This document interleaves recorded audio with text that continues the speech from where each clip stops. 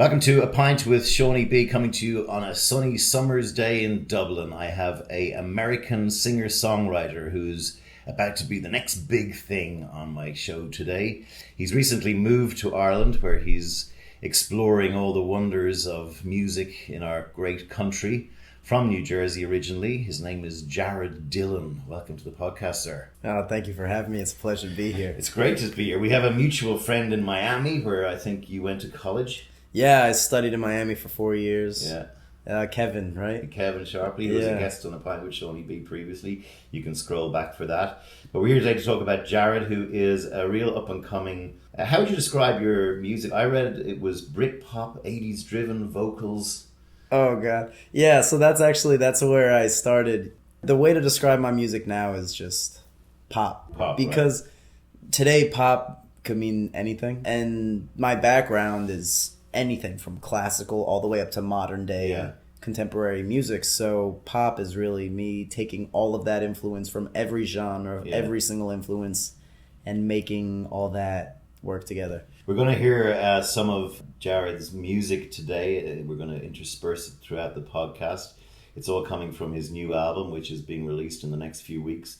So you're from New Jersey. Who are your parents, and what sort of background did you have? Yeah, so I grew up in a suburb of Manhattan in Jersey, and my dad's an attorney. My mom's she's a CPA. She works in pharmaceuticals though. Okay. And were they musical? Not at all. No, not even like a little bit. My dad is an amazing visual artist though. Painter. He does a lot of handiwork and stuff.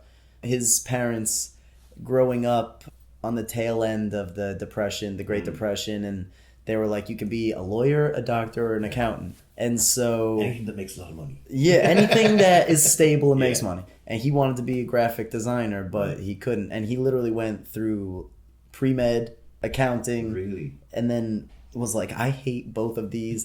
Went to law school, had a year left, and was like, I'm fucking done. I can't do law school. I'm out of here. And he had met my mom while he was in law school, and she's like, you're finishing law school. Then he's like, fine, but I don't want to be a lawyer. I'm going to go into politics. If you're into politics, I'm not marrying you. I don't want to be married to a politician. You have to choose. I'm not giving you an ultimatum, but you have to choose. He's like, okay, I'll marry you. Have you got siblings? Yeah, I've got a younger sister. Okay. And so she's not musical at all either. And what was your upbringing like in Jersey? So this would have been, you were brought up in the sort of 90s because you're 23. Yeah, I was born in 94. I'm 23. Right, okay. Yeah.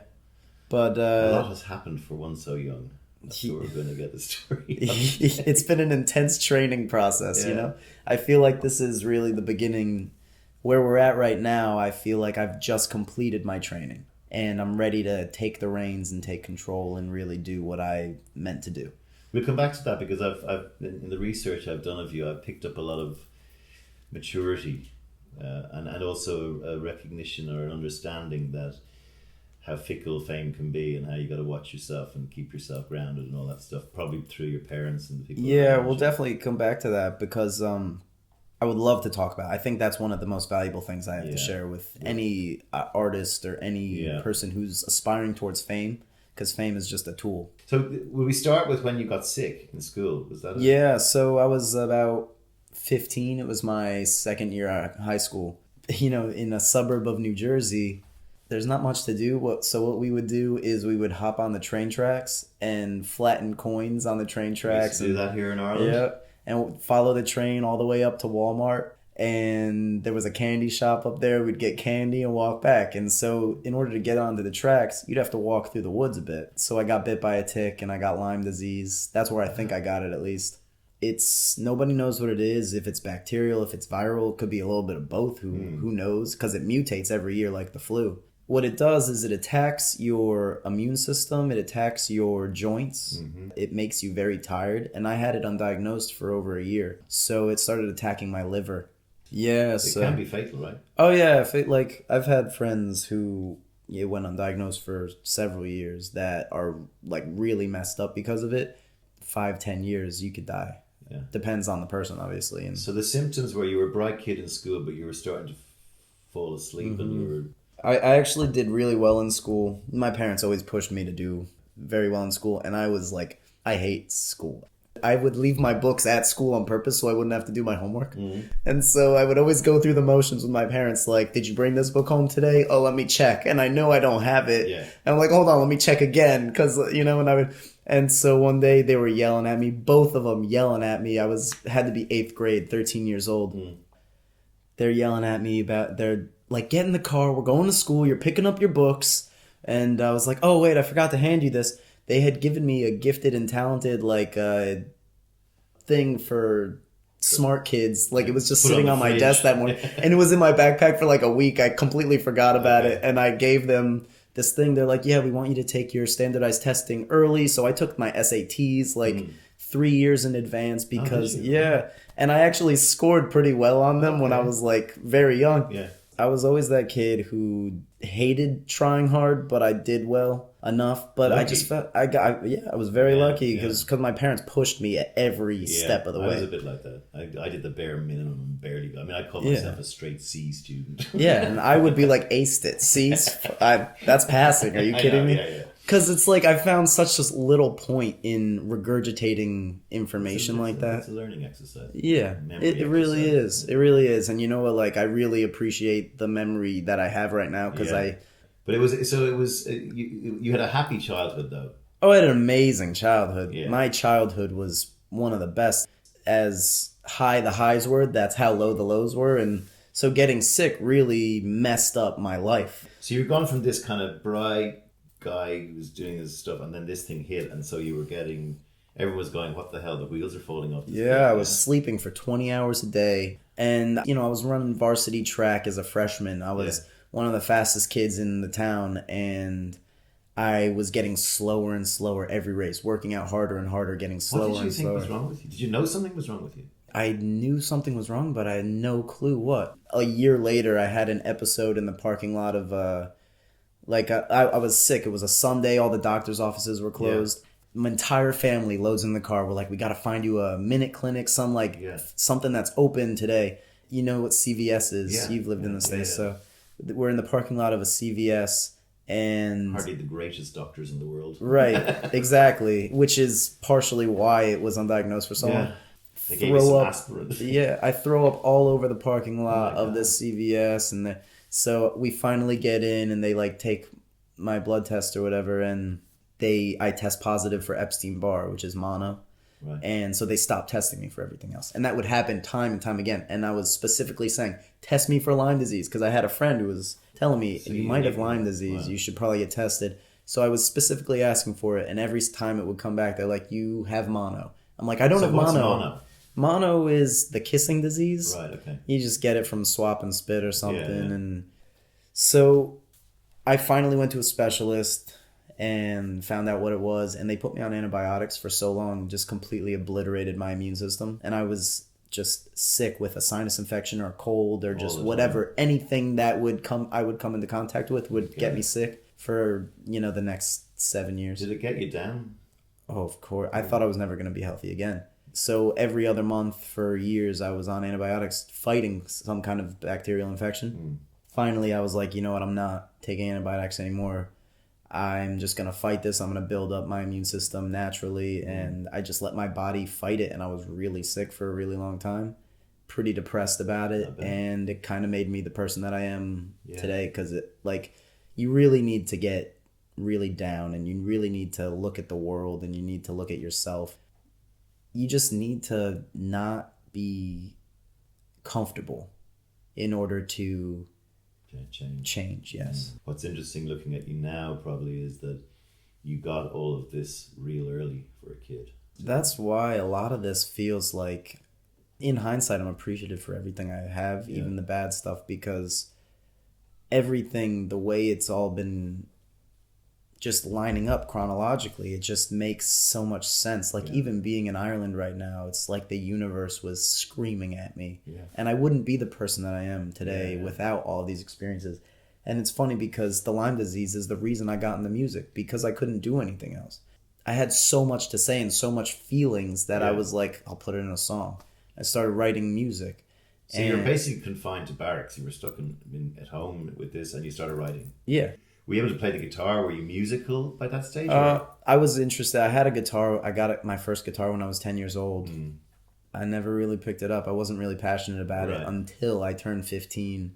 And I taught myself how to play the chords and stuff, and really just to sing and write to that. I got some guitar lessons along the way. I got some vocal lessons just to try and get some performance under my belt. Yeah. I actually started studying at the University of Miami, where I later went on to go to university there. But I did a couple summer programs just to see if I could hang with actual musicians. Because these kids have been doing it since they were 5 years old, 8 years old. And I started when I was 15. The entire time I was in school, even though I got accepted and I was top of my class in school because I cared about it. I think more than other people, because I had something to prove, because I was like, I don't deserve to be here. I need to work harder than these kids. So every assignment, my classmates, I feel like they would just phone it in. And I would painstakingly slave over every lyric. And a lot of the music that I have coming out now, I conceptualized or actually created while I was in school. None of my songs, you'll never hear a single song that does not have a silver lining. None of the songs I've listened to have, you talk about hurt and betrayal, but there is always a moving on, drawing a line under things. Yeah, and it's also like I want to be very vulnerable in the music, but in a cheeky way, because like the sarcasm is my way of protecting myself. And when you were growing up and writing, what were the sort of influences? Well, you mentioned that Brit-pop right off the bat, and that's why I was like, that's funny, because I taught myself to singing the Kooks and the Arctic Monkeys. Yeah. So for the first couple of years, I was singing with an English accent because I picked it up naturally. It was almost easier for me to sing with an English accent. The first 2 years I was at university, they were training me not to sing like that, which was funny. You can do both now? Yeah, I break it out when it we had Oasis and Pulp and Blur and Kasabian and Massive Attack and Radiohead. It was also the death of the record industry. Well, these were the bands that were the last album bands. I like to think of it as a renaissance. Indeed. So what was the next step, so that you cured the Lyme disease? Yeah, well, so it's interesting because my next step was really college. Like you said, the industry was going through this massive collapse, basically. Yeah, collapse, this rebirth, this just massive change because technology, And we talked about this before we started recording, but a lot of kids, their parents kind of push them into these directions. And my dad has been managing me from a very young age. Even before I was in music, he's always been like, I was going to be an architect, And he was like, okay, well, if you're interested in architecture, this is what you look at. There's like, 7 years right there. Yeah, exactly. Yeah. So he said, if you want to do music, you have to get a business degree. Right. Okay. So I went to school, and in 4 years, I got a bachelor's in music and a minor in business administration, communications with an advertising focus, and songwriting. Wow. I was also able to take graphic design and photography and like all these classes that I was just interested in because the University of Miami was amazing in the respect that they let me basically make my own curriculum. Because of that, I started a record label with my father when I started school. And I was creating all the content, all the artwork, all the music videos. Wow. I taught myself how to animate, so I was making lyric videos and all this stuff. But he said, if you want to be a musician, you have to know business. And the most important thing that learning the business taught me, was that fame is a tool. Fame is basically a familiarity campaign. You're driving an audience, and if you can utilize that tool, it doesn't matter if you're the famous person, if you have access to a famous person, that's how you're going to make money, because that's how you're going to get people to hear you. My business is advertising. Sure. And so, we always talk about the most important thing is to get your brand more top of mind than your competitors. So if you're out working on Ford cars, you've got to make sure your advertising stands out more than GM or all the other guys. And when people think about cars, they think about this. So when people think about up and coming pop artists, there's a whole range of them, and you need to be, one of them. Top of mind, as you know. Your dad was a cool guy, as we said, but you were lucky to have a guy who was, because I don't hear this often. Normally, people on my show rebel against parent or school or whatever. Yeah, I'm very. You lucky. were very. You. So tell me a little bit about, just for other dads listening, about the father-son dynamic that just made that work so well, because clearly you trusted him from a very early age. Well, I get yelled at a lot. A lot of discipline. I don't know. It's really like, it's hard for me to put into words because I feel like you're a result of your experiences. It's the perfect storm where he was the right mentor for me and I was the right student. And we got very, very lucky in his knowledge and my ability and my willing to learn and my willing to try and my passion for both of our passion for the potential that we saw. I was mean, your mum in the background rolling her eyes, or was she also very supportive? My mom is not really an artist. Her claim to fame was a child's poem she wrote back in the day called Monster in the Mailbox, and we still give her shit for it today. We might even have a link to that on the... Oh God, we should put it up somewhere. Let's introduce one of your songs. So what we're going to do today is we're going to play excerpts of tracks from Jared's new album, which is coming out very shortly.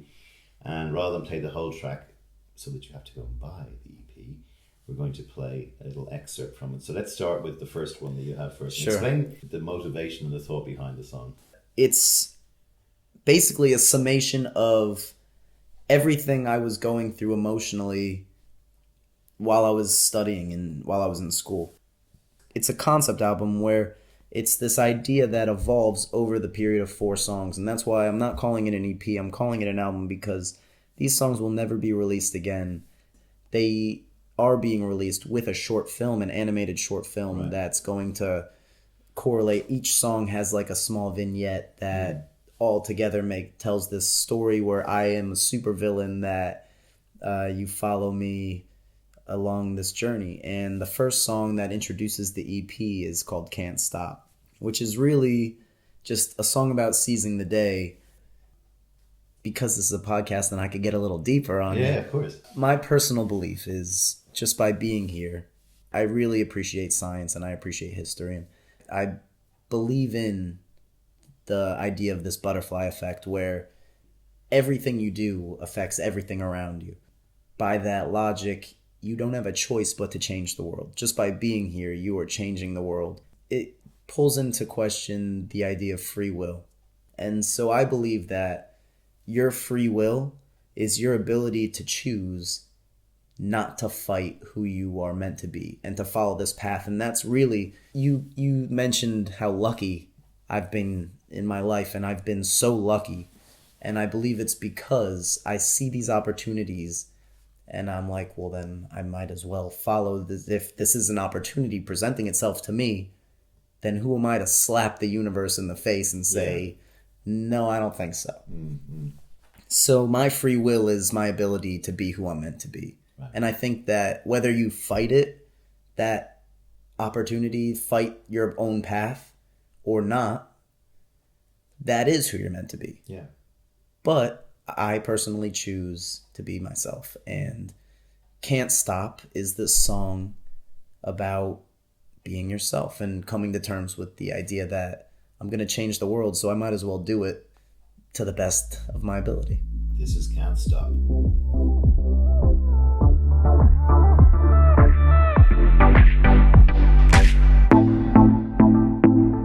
I'm a loaded gun in social situations,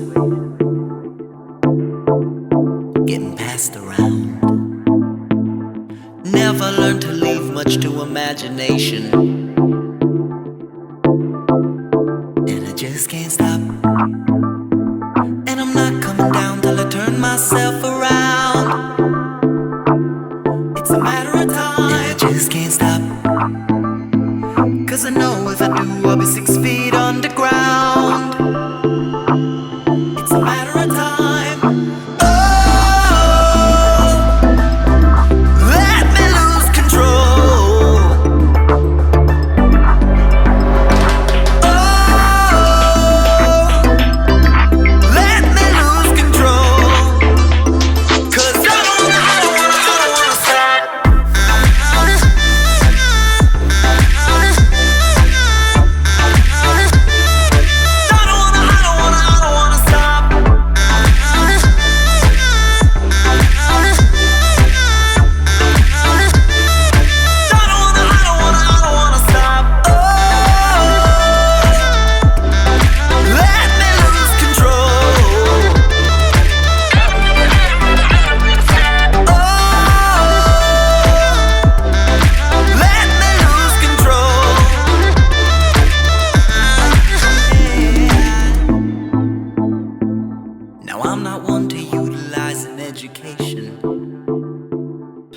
so that was Can't Stop. What is the name of the album?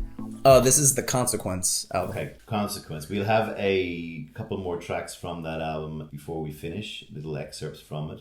And I'm interested in your whole free will thing that you mentioned to introduce Can't Stop, because Sure. free will is actually a thing that gets discussed a lot now by people like Sam Harris. And there's a very logical and interesting theory that says we don't have it. Right. That it's just chemicals that happen in our head.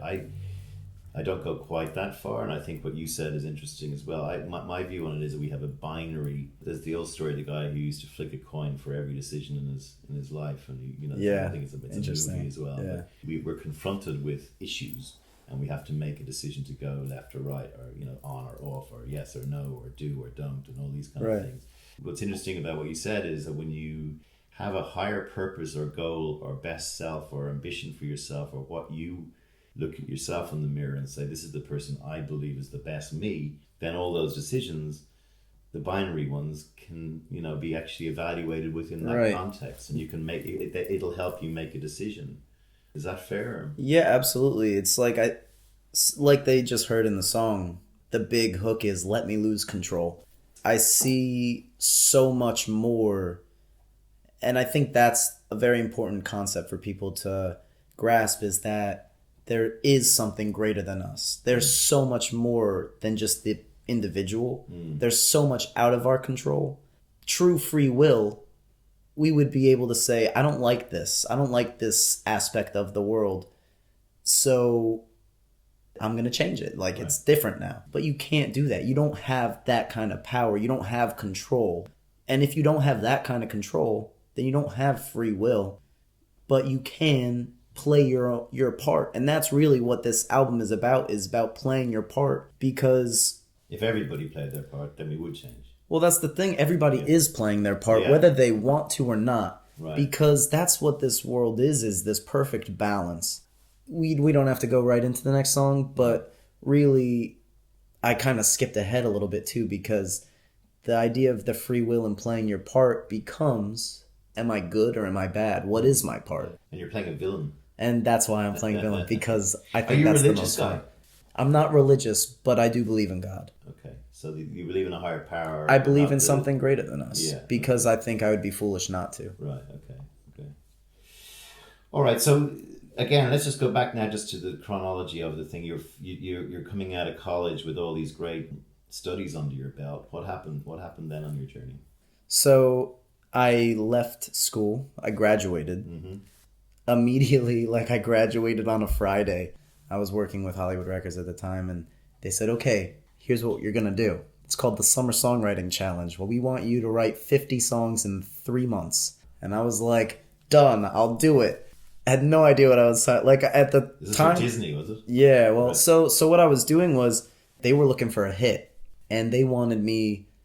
What I was doing, I was writing specifically for Radio Disney, because I had recently, while I was in school, I had a single on Radio Disney in regular rotation, which is why I taught myself how to animate. I made a exclusive lyric video just for Disney, and so you can see the Symphony lyric video on Disney.com still today, and it's I was trying to recreate that because that was massive for my career, my reputation, my credibility. Was that Disney cracking a kind of a slave whip and trying to get a whole bunch of people just to churn out lots of songs for little pay and see if they could get? They're all my songs, You still own them, yeah. They're all mine, and it really wasn't. I was under no contracts. These were. Were they paying you though? No. No. Okay. I was working with people who believed in me, and they said, we just need the right song to get you the right opportunity. And they got me opportunities like opening for Andy Grammer and We the Kings and Jordan Fisher and all these artists affiliated with Disney Music Group. Okay. And they really built me up to the point where I could come over to Ireland. But at the time, they were like 50 songs in 3 months. And I was like, okay, I actually ended up writing 25 songs. Right. It was really more for the publicity stunt, because I put it all on social media, and I was like, all right, song number 1 done, 49 to go, Was it just the lyrics, or was it the whole? Oh, I was producing the demos and everything. Okay, so songs that were actually recorded. Recorded songs, okay. yeah. And so I was actually very limited at the time because my studio, I have a small room in my basement, it's my studio, and I didn't have any equipment. I had Logic. I didn't invest in plugins. I didn't invest in hardware, nothing. So my demos were sounding very rough. Yeah, very small. After this thing ended and, I completed it, I actually had a handful of really cool songs. Yeah. I recorded a couple of them with other producers, and working with those producers, younger producers, which was the key, seeing what they were using, what tools they were using. I did my own research and invested in a couple key instruments like Trillion bass module and the Native Instruments Ultimate package, and the stuff that I can make with just those and with a basic knowledge of compression and EQ and all that. My demos are now like through the roof. To the point where I'm actually producing Donovan records, re-records of Donovan songs that his daughter is performing. She's singing them, and I'm reimagining these records as dream pop or punk rock. And I'm actually being asked to produce now, that means so much to me because it's something I struggled with. You're all self-taught. Yeah, that I am self-taught. So exactly. So I had Chris Zane on the podcast recently. He's a very famous New York producer. And it was interesting his take on it, because he's a bit jaundiced about things as well, because he believes that we need to go back to put a microphone in front of the guy and let him sing, or girl, or put a microphone in front of the guitar and not overproduce everything. And the instinct of the producer, the thing that's in your brain or in your head is far more superior to what's in the banks of equipment that you have and what you can play with, Absolutely. It's got to be a careful balance, because you have to fit in with the sound of today. You have to have the clean, sharp, powerful, and it's all about really compression and using the best recording techniques possible. But so the songs, let me stop you on that one. Just the songs of today. Yes. Right? So I mean, one of the things I'm 50 now, and when I think back to my upbringing in the 80s, right before you were born, I was living through it. It was actually great. Yeah. And then the 90s, everyone thought the 80s was cheesy, and the 2000s, everyone thought the 80s was great because the 2000s were so bad. But we end up in a situation now where I can talk about my teenage years. I can talk about a soundtrack to them. Being Irish, I can talk about U2. A lot of other Irish bands that were coming out. I can talk about Blondie and Fleetwood Mac, and just these bands that were globe spanning, and they were the actual soundtrack of the planet. And really, right now, when I think about the soundtrack of the planet, I think about X Factor, and I think about a shallow. I don't feel depth in music. Is that fair, or what would you say about it? Absolutely. Music is being mass produced right now, and I see it. A lot of the experience that I've seen firsthand is what they do is have producers make beats. They send it out to everybody, and everybody top lines it, and they're like, we like that bit, and they mass produce these songs that in a sense, it's still art, and it is collaboration, and I do love collaboration, but on that level, it's disingenuous. Yeah. And that's really always, like, I think that was one of the things I struggled with the most while working with Disney Music Group was I need to make these songs genuine and honest to me, because I was freaking out. I was depressed about it. I was like, this does not sound like me. I had this song that I had written, and I heard it in my head one way, and I would let a Disney producer produce it, make it come to life. And that's actually what I mentioned before. It was this specific song. I was like, Symphony. I wrote that when I was very young. I wrote it when I was 16. It was one of the first songs I wrote. I love the line about you. It's a pain to a girl, right? You said, I'm not going to write you a song, I'll write you a symphony. It's beautiful idea. That's really nice. Thank you. Yeah, no, it's funny because the story behind it is I met a girl when I was 16. We didn't even kiss or anything. Like, we held hands while watching The Boy in Striped Pajamas. And I was like in love because I was 16 and, I was smitten. And we stayed in touch a little bit afterwards, and I wrote her a song because she wanted a song. So I wrote her the song when I was 16, and then, when I was 20 years old, recorded it professionally, and it just sounded... It was funny because They were like, we want you to sound like radio pop today, top 40 hits. Listen to radio top 40. That's all you're allowed to listen to. And now that's all I can. Like, if I listen to anything else, I'm like, oh, it's not as exciting. But they ruined me as an artist. Yeah. It's funny because I've been getting back into my roots, and that's really what Ireland has been the biggest thing. I'm so grateful for Ireland bringing me back to where I started. We'll come to that because I love that you did it, first of all, because I told you I went off traveling, and you know, it's very hard for people. Actually, the thing and this is maybe something that you might enjoy. I mean, me looking back, a lot of people who listen to the show always say, well, what's the thing that you would say? What's the thing that you would say back to your younger self? That's a question I ask people.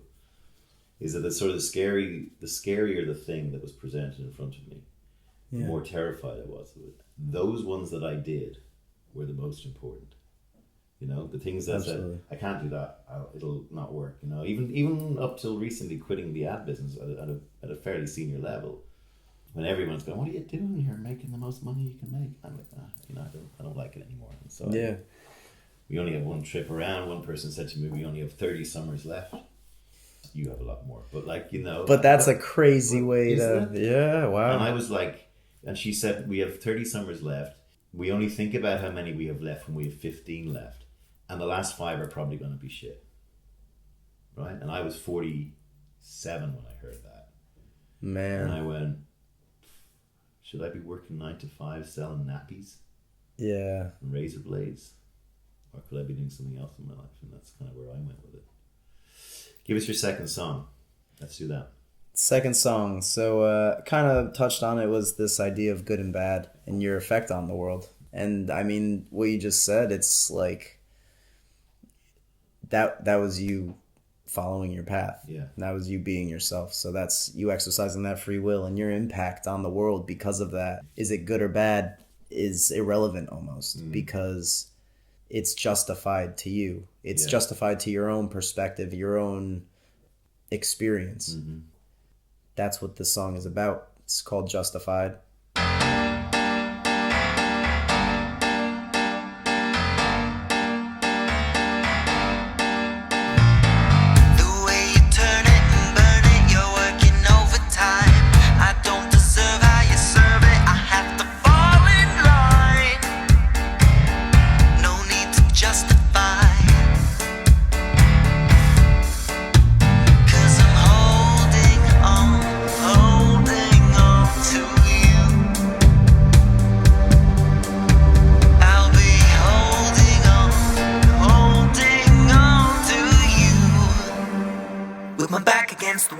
Justified.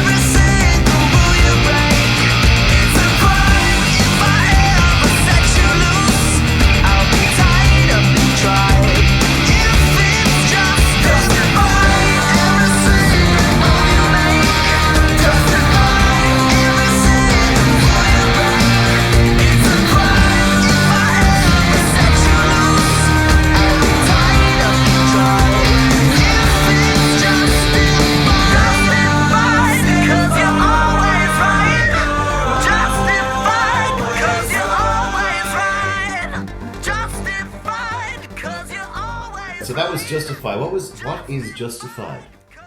Well, can I tell you this? It's actually funny because originally I wrote that song about a strong, independent woman who knows what she wants in the bedroom. And so there was originally like whip sound effects and stuff. But But I worked with Danny Saber on this song. He reproduced the whole thing from my demo. Like, he brought this whole life to the song. It's amazing. What it means to me is anything is just, it's all justified. You don't have to think about what you want. The fact that you want it, the fact that you have the desire, that's justified in and of itself. You don't have to. But does selfishness nullify things sometimes? I mean, because I hear what you're saying. That, yeah. You know, I'm going to go for it. I'm going to do it, and I'm going to achieve it. But there that has to be done in a way that's kind. You know, of course, that doesn't stamp on other people. And so there's a balance. You know, there's definitely a balance, and I believe in this balance. And I don't even believe that there's a center to the balance. I think that it's just this spectrum. And we'll get into that because that's really the idea about Double Time. Which is the next song we're going to Which do. is our next, which is the third song on the album. Yeah.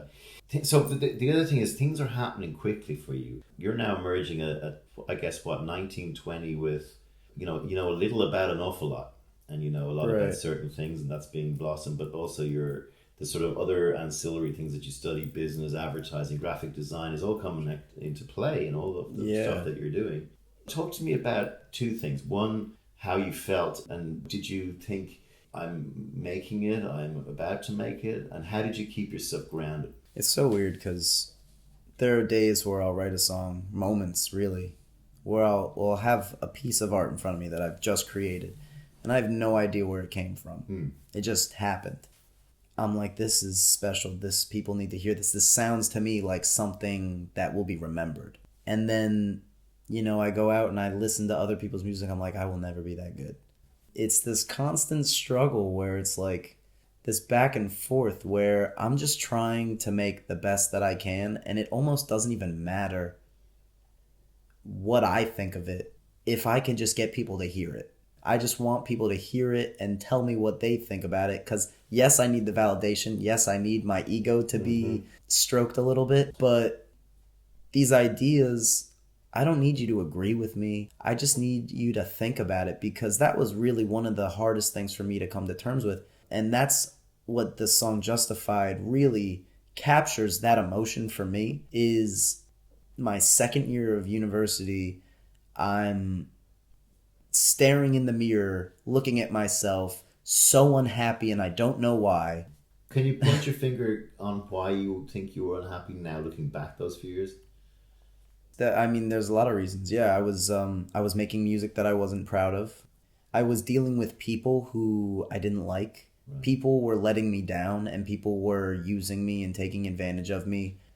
I was dealing with two lives, really, because I was working with Disney while I was in school. So I was overloading every semester. So I would have 20 credits a semester against my advisor's recommendation, because you're only supposed to have like 16 or 18, and I was like, I want to get all of this done in 4 years, and then I'm out of here because I've got places to go. And I wanted to drop out of college, but I wasn't gonna let my family would not support me unless I graduated. And so I was like, well, if I'm gonna be here, I'm gonna do it. Well, probably good you did. Oh, and so I really want to the achievement of finishing advocate like for that. Yeah, I think graduating college was the best thing I ever did with my life to date. Until, I donate millions of dollars to a charity, I will stand by that, because... Well, let's just segue there, because you since you brought it up, you also were responsible for Pathways for Exceptional Children. Tell me a little bit about how you got involved with that, what that is. Yeah, I've been working with special needs children my whole life. Influenced greatly by my mother. Right. My parents are both very charitable people. Okay. They very generous and very giving, because they work very hard and have been able to provide me and my sister with a very blessed life. In the sense that if we see an opportunity, we're gonna pursue it, and they're gonna make sure it happens. Yeah. Since I can remember, I've been working with special needs kids, mostly autistic children. That's such an amazing experience, because I don't think that autistic kids are handicapped in any way. I think that we're the ones who are handicapped, and we can't understand. Some of the most unbelievable talent that you can ever imagine, and they're just so in touch. And this is why, because a big part of and where we just came from topically was I was upset because people were just letting me down, and their society is just shit. That's what they don't perceive. They don't pick up on social cues, which is just a construct, which is not a real thing. Yeah. They only pick up on reality. And there are these little nuances like that just mean nothing to them because they actually mean nothing. Yeah. And that is And we like, get all worked up and about we it. get all worked Yeah, up yeah, about yeah. it. And it is like the most beautiful, pure thing. And so seeing these kids, what I did was I started a rock band for these kids because music is one of their many gifts. A lot of autistic children have a special talent for music. It was one of the most rewarding experiences of my life. I was able to be a part of the first inclusive rock band in the country, which is special needs and non-special needs children in a rock band together. We would just play all these songs. I wrote a song for the band because their slogan is "Include Me." Right. So I wrote a song called "Include Me," and I worked all their little slogans and phrases in there. And there was a big chorus that everybody sings. It's "I do anything and everything that I've ever wanted to." Yeah. And having 20 kids on stage singing that together was surreal. It was a transcendent experience. It was unbelievable. You know, you leave for 4 years to go to university, you come back and nobody remembers you because that's their attention span. No, right. You know what? It's funny because there's like one kid I really connected with, two kids I really connected with, and they did remember me, which was really because that's difficult for them. Of course. And so that was like unbelievable. So you're going to still be a part of their life and, you know, help where they can as a mentor kind of thing? Always, you know, it's based out of my hometown. Right. So I'll always have a connection to them and I'll always be able to be present. We'll have a link to Pathways for Exceptional Children at the blurb of the podcast. Go check it out. I presume they're like any charity looking for donations and stuff. Oh, like absolutely, that. yeah. So feel free to give, please. A lot of the things that's going on in your life at such an early age, you've chunked things and they're all, I sometimes think about a library, a bookshelf, right? Yeah. And as we go through life, we read books, we learn things, we put them on the shelf, and we remember that that's why that's books on the shelf. A lot of your books are on the shelf before fame has hit you, big time. Do you know what I mean? Like grounding, working with charity, understanding that how lucky your childhood was, even though you had some terrible things happen. Sure. You know, having a supportive family that you believe in. And I've seen a lot of people who've had to go and hit a wall. You know, you talked about before they find God, before they said I should do more work for charity, before I should quit advertising or whatever. Sure. And so I think the grounding that you have just from us talking together is very unique, you know, and there's a maturity that's beyond your years, which again, a couple of people I have spoken to, Louise Bleach most recently. There are these people out there, and they've like I often ask people, did you always feel different from your friends? Yeah. You know, a lot of them say, yeah. Tell me why. Did your friends feel you were different from them? My friends, I think, on a subconscious level, resent me for being different. I never fit in, and every year of high school had a different group of friends because my friends would just stop hanging out with me. And it was because I think my family life, my sister's my best friend, and I love my family like you wouldn't believe. And I rarely find other people with similar values and similar background, like a similar passion for education and don't get me wrong, I think our education system in America needs a lot of work. And I've become more passionate about history in the last 2 years, and I've learned more about history in the last 2 years than I did my entire 12 years in public school. Why was that? Well, musicology. Okay. The history of music. History of music, but yeah, studying the musicology. And I would love to talk about that too, but that will digress far if we get into that one.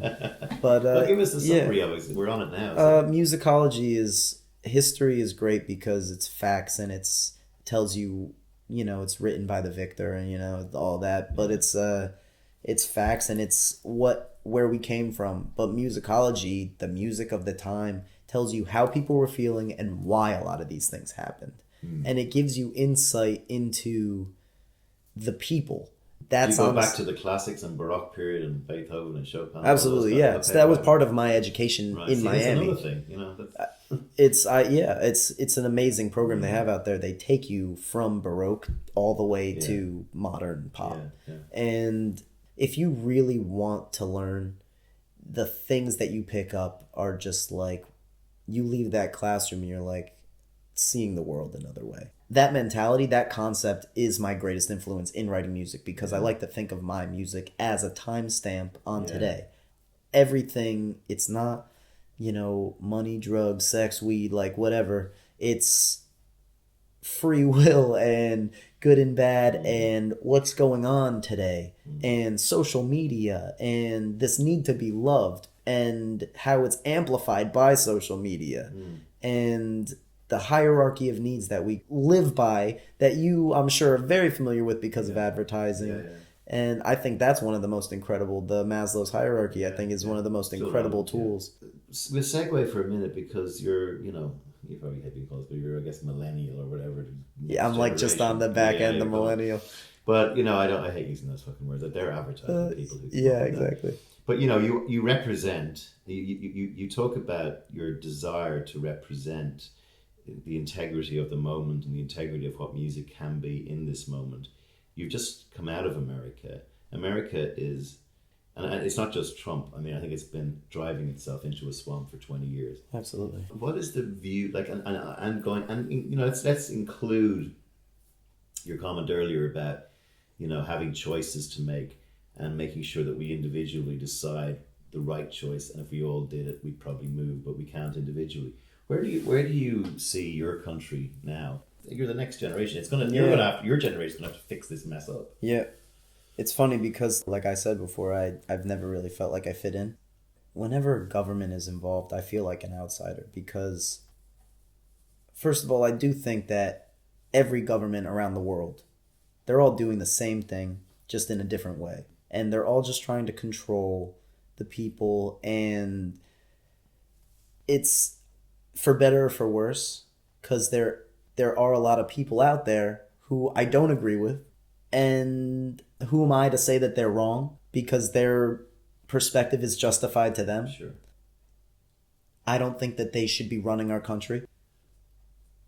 I think the biggest thing for my generation to come in and clean up this mess is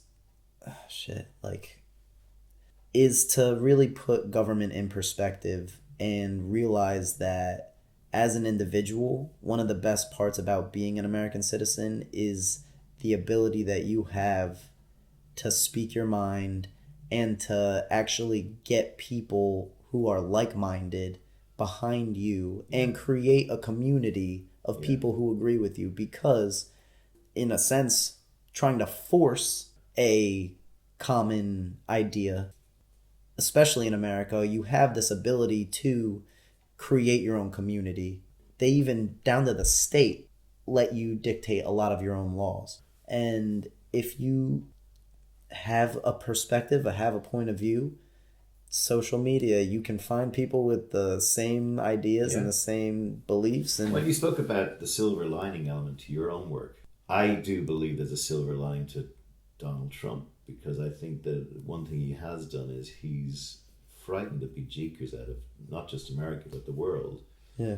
And shown how kind of easy it is. You know, we talk about earlier about being top of mind and fame. I mean, one of the reasons he got elected was because everyone knew him. Exactly, you know, he's familiar. His bloody hair and his, you know, his stupid show, The Apprentice. Yeah. America is going, and you know, you're right. There are lots of people in America who think he's doing a great job.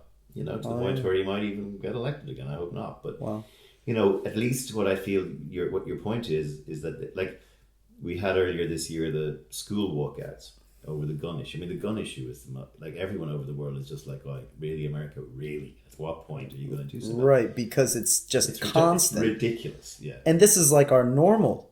Like, this is like we've I know. become so used to it. Yeah. It's unbelievable. Well, we saw that earlier in the year there was the terrible tragedy in Toronto where the guy drove the van down Yonge Street. Oh, yeah.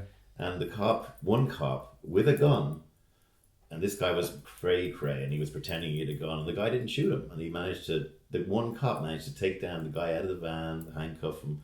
He would have been shot dead with 15 bullets in him by American police anywhere in the country. Not everyone would have gone, fair enough. But this whole idea that the youth has the inequality, climate control issues, all of these things, the threat of maybe nuclear war, the rise of Russia, all of these things hovering over our heads like sort of black clouds. What is the silver lining? Are you optimistic about the future of the world or pessimistic? I'm neutral. You're neutral. It's probably a good place to be.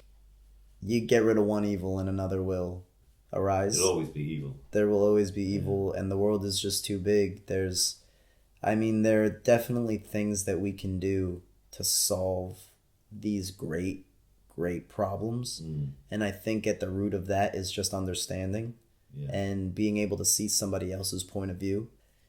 So look, let's do the third track from your album. Introduce that, and we'll then play the last one on the way out. Perfect. So the third track is called Double Time, and it's about really how you'll never get rid of an evil. Evil will always exist in some form, and evil is what? It's just an opposing point of view. Good and bad is not black and white. It's the spectrum that people, based on their experiences, they're just living their lives. They have to do what's best for them. And what you mentioned before isn't that selfish to an extent, but to a certain extent, survival of the fittest, you know? Like, you have to, if you want to live, you have to do what's best for you. I will do what I have to do to have the best life that I can. And if I can help people along the way, then I will. But there's lots of people who don't. Of course there are, but they didn't have as blessed of a upbringing as I did. Well, you're in Dublin, and the Bono thing is, Bono's kind of loved and hated here. Yeah. And he gets an awful ribbing, and Bono, off you go with your big missions and agendas and all that kind of stuff. But I always kind of tend to defend him because I go, Mick Jagger doesn't do anything like that. Right. Mick Jagger just sits there rolling. I'm sure he does. To be fair to Mick, in case you're listening, but the image. He's not as public about it. He's rolling around in his dosh, basically. Right. Bono is just using the fact that he is famous, and I will see. I think I predict, you will be a bit like that in future when you become big, because you have this grounding that I think Bono has. It says, and your mother and father, when you talked about the kindness that they showed to other people and how they introduced you to that, people with disabilities early, you will have that thread in your DNA going all the way back, no matter how successful or not you become. Well, I'm a very compassionate person, but I'm like, don't be misled. If I feel like charity has a weird connotation. True. I will be an advocate for things that I believe in. And so if I'm helping further the cause for understanding autistic children, it's going to be because I think that they have something to contribute that we're not listening to. That could be considered selfish because I think it's important. I think it's important. You might not agree, but I do. So I'm going to use my resources to... And so charity, just because I'm not looking for a monetary return doesn't mean I'm not getting anything out of it. This is Double Time.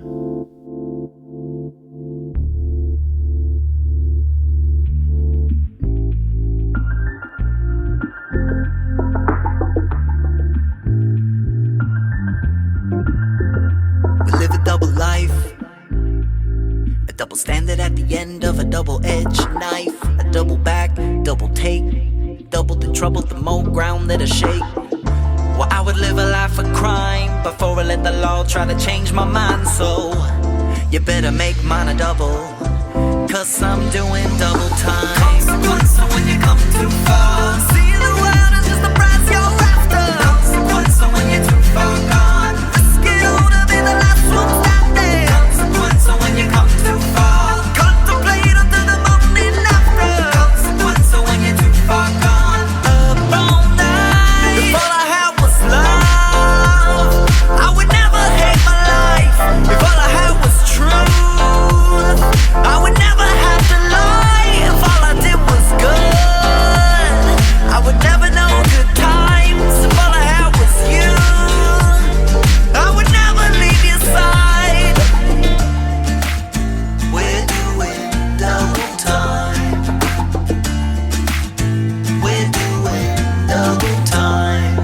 double shift. I double down when I know what I'm working with. We got one love, one life. Doubled overdose into one hell of a night. Yes, I struggle with the wrong and right. I'm living on the edge till I cross the line. So you better make mine a double, 'cause I'm doing double time. So when you come too far, see the world is just the price you're after. Consequence, so when you're too far gone, risk it all to be the last one standing. Consequence, so when you come too far, contemplate until the morning after. Consequence, so when you're too far gone, up all night. If all I had was love, I would never hate my life. If all I had was truth, I would never have to lie. If all I did was good, I would never know good times. If all I had was you, I would never leave your side. We're doing double time. We're doing double time. If all I had was love, I would Okay, never that was Double Time. We're with Jared Dillon, and we're coming to the end of our chat, but it has been great. Jared, and I'm intrigued about this, recently moved to Ireland, to Dublin, lives not half a mile apparently from where I live. Why did you come to Ireland? It's because it's amazing.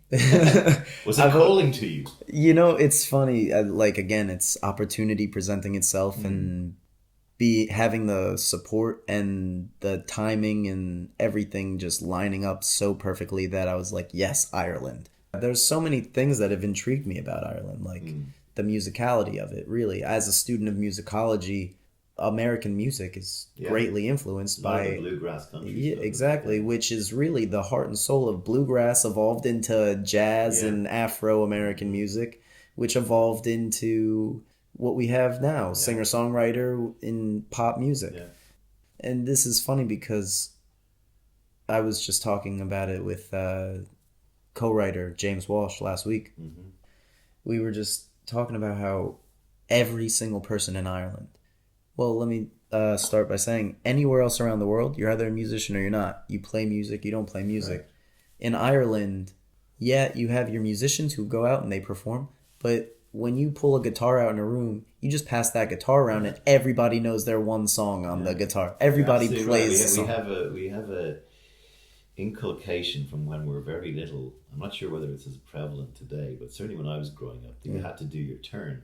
And this comes from, in the era before television and radio, we had people called Seaniebee storytellers, right? So they would be almost like tramps who would retain all the local knowledge of a region, and they would tramp the hills and dales of the country, and they would be like an event in a village. So one family would invite this guy in, or girl, usually guys, and they would sit around the fire, and this guy would just tell stories or ghost stories, and there'd be music there and dancing, and that family would be very proud to be the ones hosting, and everyone would come around, and then your man would go off again, who's like a traveling journeyman storyteller, right? Yeah, that's Seaniebee really cool. Means storyteller. Seaniebee means storyteller. Seaniebee, yeah. So we have all of this all the way back, and the repression, right? So the repression of Britain, people picked up the pen instead of the gun.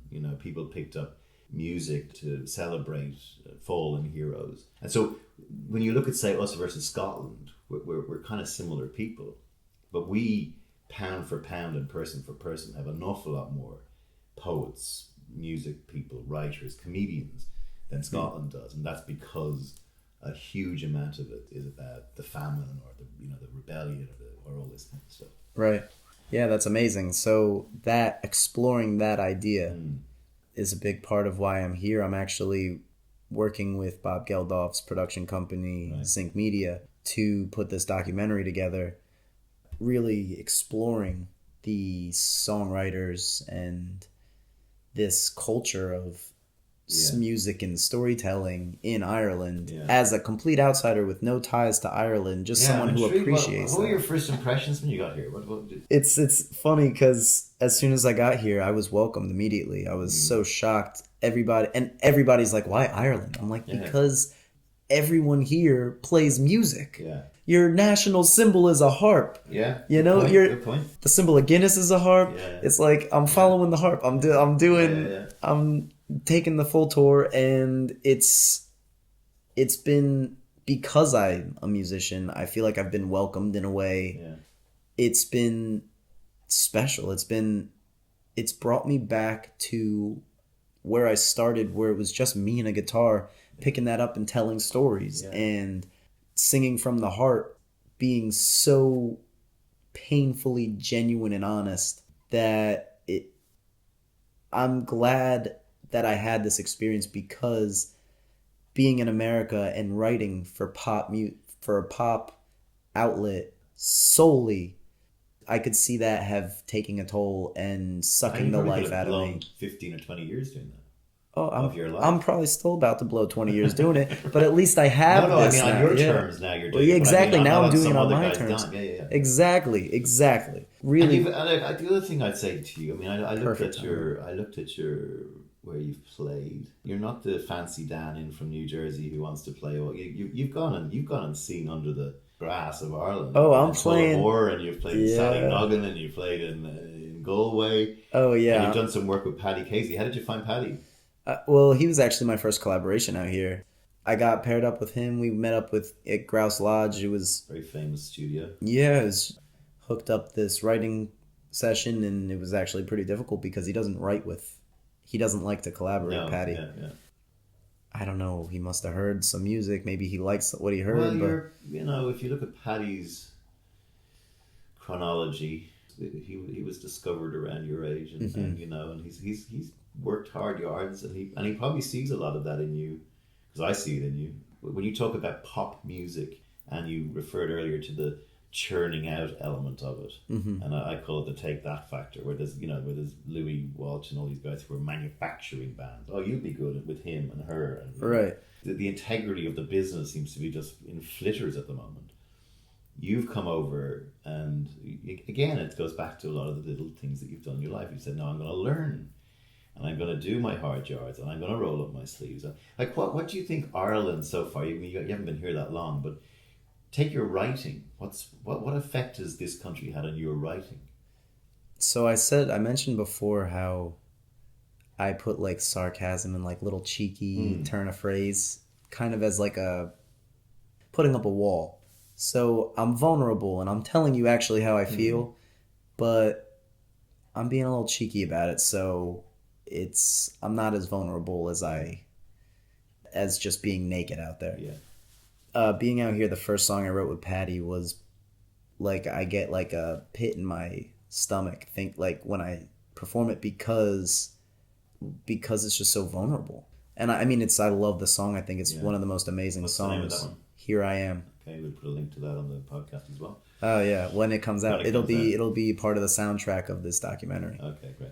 You're getting a kind of an Irish sheen on top of things, which I think will stand you in good stead. Because again, I think what you really seem to me to get, even when you talk about this album that we're talking about today, and it's a multimedia thing, it's a concept thing, it's a story, it's not just another fucking here's 2 tracks and aren't they great.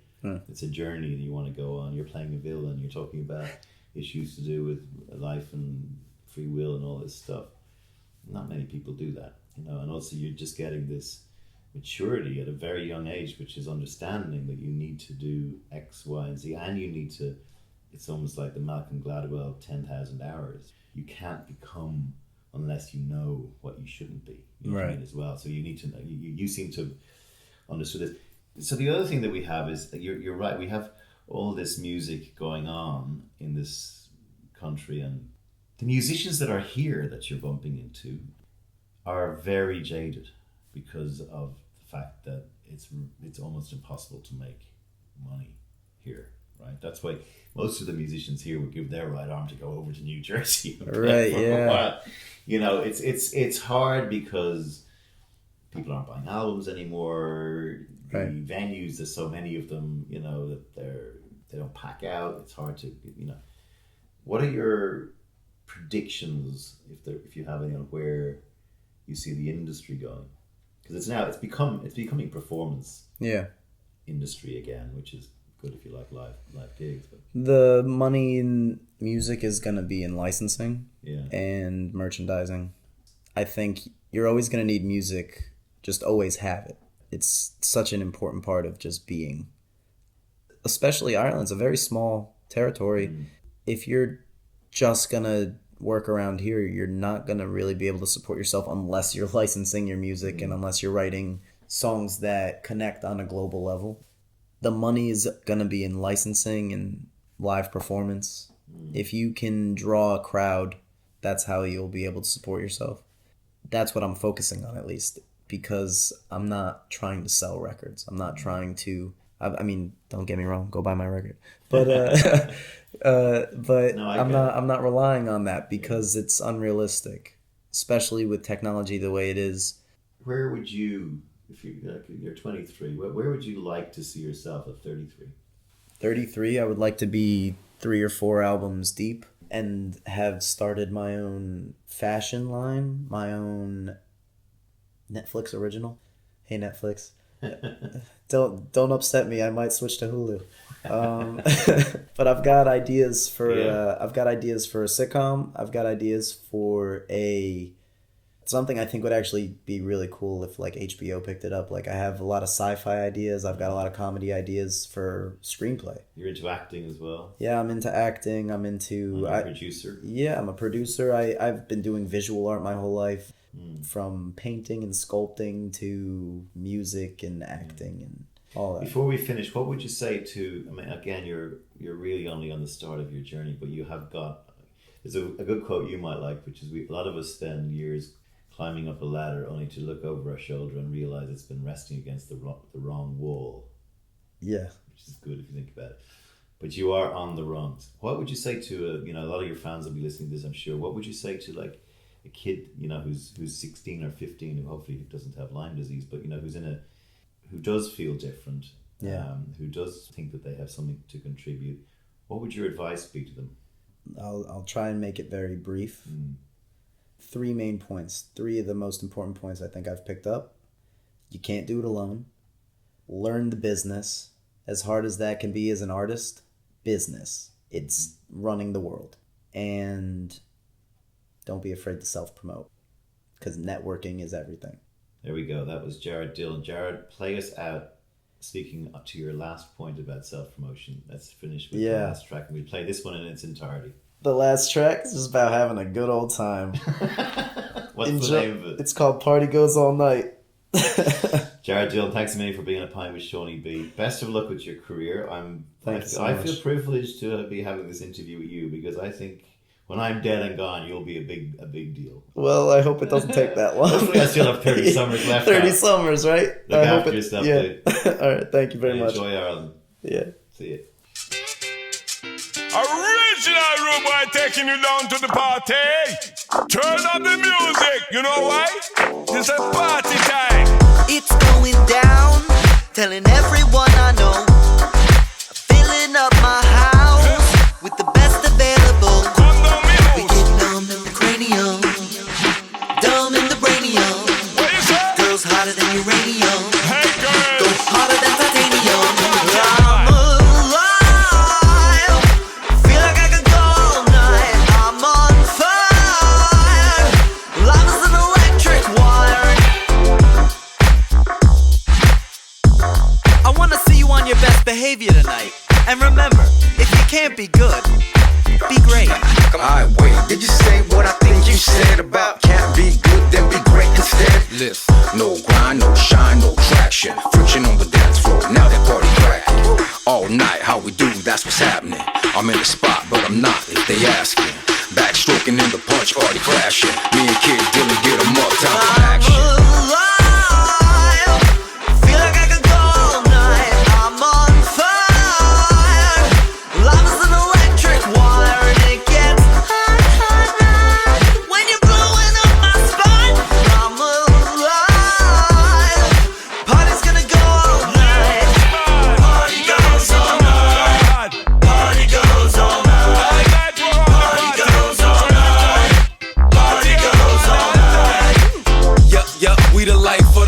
Sunny day, backyard, we got music in Bacardi. Bodak yellow, they want Cardi. Marijuana and Somali, ain't no haters, we don't see them from the AM to the PM. All the ladies look so cool.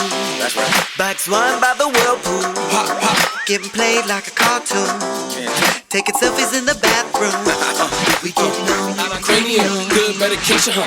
Women app nigga, and they how to say it, Party going bar open, everything in slow motion. Rolled up 2 drinks, now I'm chain smoking. Feel like I could go all night. I'm on fire. Love is an electric wire. It gets when you're blowing up my spot. I'm alive. Party's gonna go all night. Come party people, we dance all night. The music is sweet and the vibe is right. Come party people, dance all night. The music is sweet and the vibe is right. I'm alive. Feel like I could go all night. I'm on fire. Love is an electric wire and it gets when you're blowing up my spot. I'm alive. This party's gonna go all night. Can I get everybody's attention, please? Thank you so much for coming out tonight. Now keep those glasses raised, cause I got a little bit of good news for you. Everybody out here gonna get some. Party goes all night. Everybody out here gonna get some. Party goes all night. Everybody out here gonna get some. Party goes all night. Everybody out here gonna get some. Party goes all night. Party goes all night. Party goes all night.